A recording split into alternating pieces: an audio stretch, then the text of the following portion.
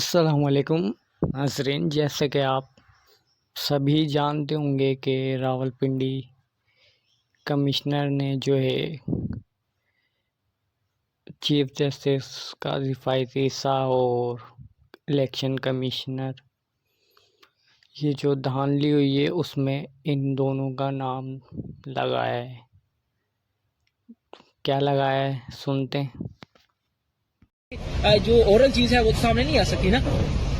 देखिए, फौज ने इलेक्शन बिल्कुल ठीक करवाए हैं। जो फॉर्म 45 है वो आज भी पूरा है। दोबारा इलेक्शन कराने की भी जरूरत नहीं, सिर्फ फॉर्म 45 इकट्ठे कर लें, उसके ऊपर सारे रिजल्ट क्लियर हो जाएंगे। आपको क्या लगता है किस पार्टी के लोगों ने ये जीता है? फिर कमिश्नर साहब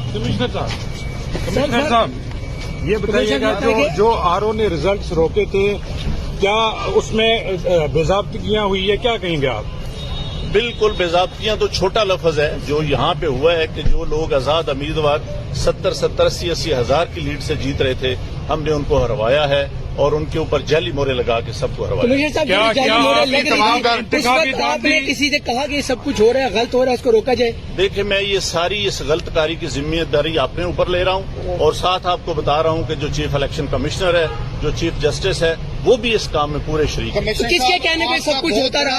ये इतना सब कुछ हुआ, आखिर किसके कहने पे? आपके ऊपर कोई दबाव था? किसने ऐसा किया? मेरे ऊपर कोई दबाव नहीं है। मेरे बाप दादा भी अंग्रेजों के खिलाफ और सिखों के खिलाफ जंगें करते रहे हैं, लड़ते रहे हैं ये मुल्क बनाने के लिए। अब मैं इस मुल्क को तोड़ने का हिस्सा नहीं बन सकता। कमिश्नर साहब, आपने रावलपिंडी की बहुत बड़ी खिदमत की है। आपने बड़े बड़े मेगा प्रोजेक्ट में 24 घंटे काम किया है।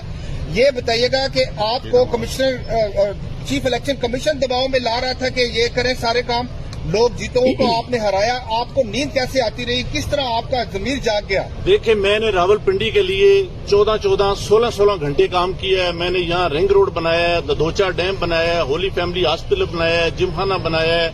मैंने लारी अड्डे बनाए हैं, मजदूरों के लिए सेंटर बनाए हैं, मंशियात के अड्डे सेंटर बनाए हैं। सब कुछ मैं अपने मुल्क की बेहतरी के लिए करता रहूं, लेकिन आखिर पे मैंने जो इस मुल्क के पेट में छुरा घोंपा है, मुझे वो सोने नहीं देता। कमिश्नर साहब जो मैंने जुल्म किया है, मुझे उसकी सजा मिलनी चाहिए और बाकी भी इस जुल्म में जो लोग शामिल हैं उनको भी सजा। सर, उनके नाम बताएंगे जो लोग आपके साथ पुलिस भी शामिल है, सीनियर अफसरान जो भी थे। जी, तो जैसे कि आपने सुना कि जो है कमिश्नर साहब बोल रहे हैं कि इसमें जो है मुलव्विस है काजी साहब और इलेक्शन कमिश्नर। बिल्कुल सही फरमा रहे हैं ये। तो उसके बाद जो है काजी साहब का भी जो है मौक़िफ़ आया था, वो भी आप सुन लें।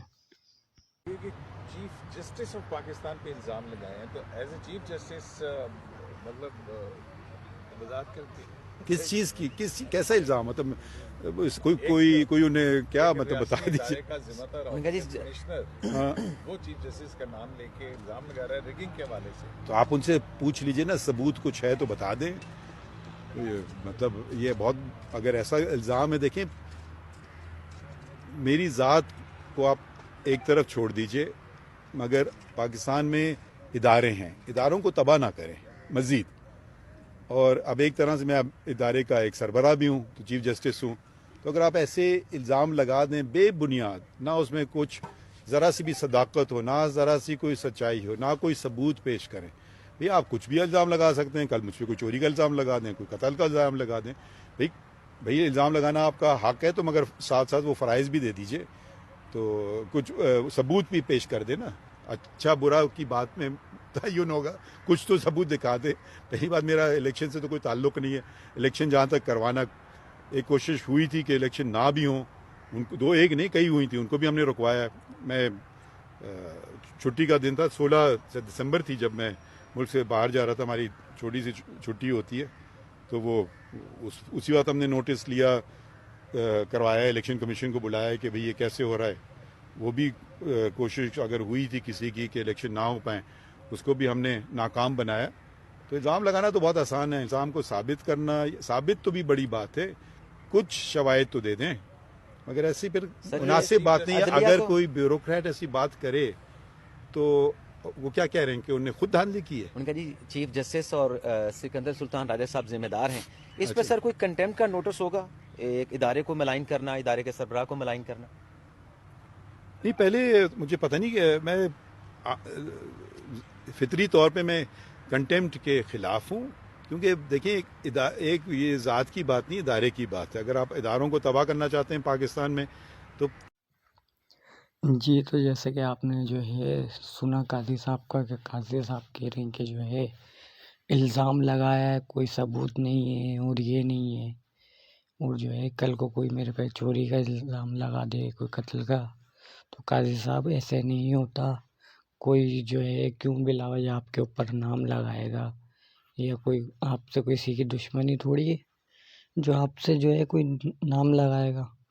ये तो पूरे पाकिस्तान को पता है कि जो है आपने जो है सहूलतकारी करी है नवाज शरीफ के लिए, ठीक है ना।